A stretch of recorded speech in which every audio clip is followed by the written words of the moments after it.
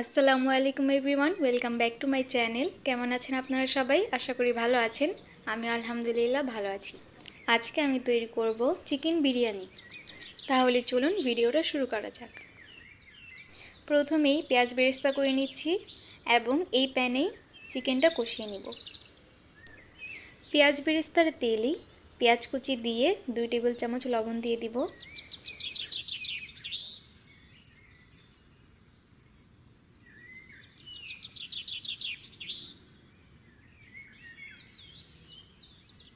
এখন একটি তেজপাতা, 4টা এলাচ আর 2টো দারচিনি দিয়ে মশলাগুলো পেঁয়াজের সাথে কিছুক্ষণ ভেজে নিব।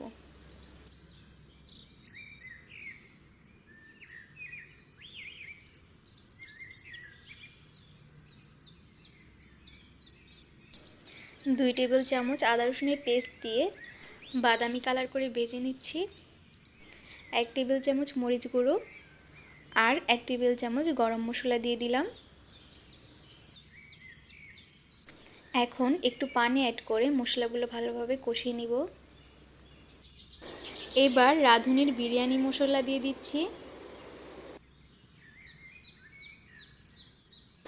মশলাগুলো কষানোর জন্য আবারও একটু পানি অ্যাড করছি।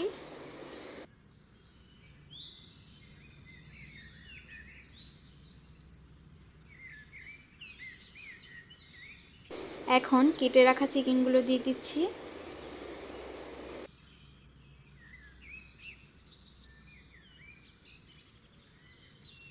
মশলাগুলোর সাথে চিকেনগুলো কষিয়ে নিব। এখানে আলাদা করে আর পানি অ্যাড করতে হবে না, চিকেন থেকে পানি উঠবে এবং সেই পানিতেই চিকেনটা সিদ্ধ হয়ে যাবে।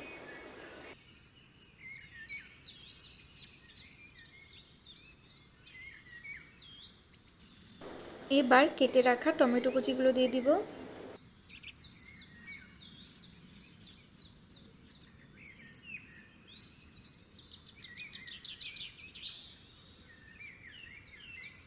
আর সাথেই কেটে রাখা আলুগুলো দিয়ে ঢেকে রেখে দিব প্রায় 5 মিনিটের মতো। ঢাকনা উঠিয়ে একটু পরপরই নাড়তে হবে যেন মশলাগুলো নিচে লেগে না যায়। যদি মশলাগুলো পুড়ে যায় তাহলে কিন্তু খেতে ভালো লাগবে না।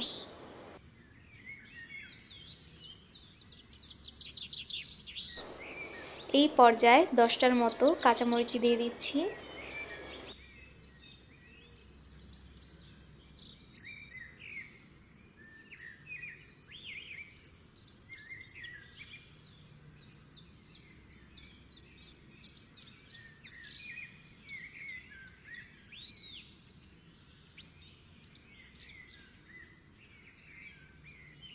দেখতেই পাচ্ছেন চিকেনটা অলমোস্ট কুক হয়ে গেছে।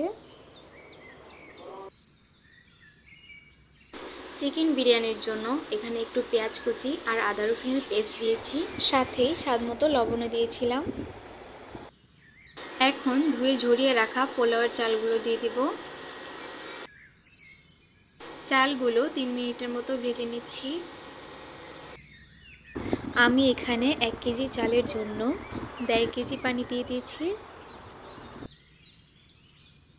এখন রান্না করে রাখা চিকেনগুলো দিয়ে কিছুক্ষণ ঢেকে রেখে দেব।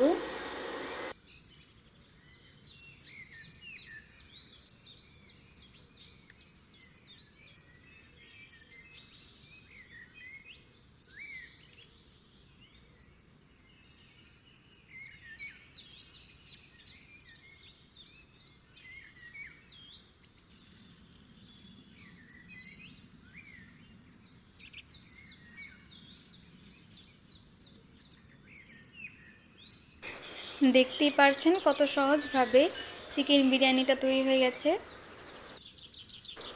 ভিডিওটি ভালো লেগে থাকলে অবশ্যই লাইক, সাবস্ক্রাইব করে বেল আইকনটি অল করে রাখবেন। আল্লাহ হাফেজ।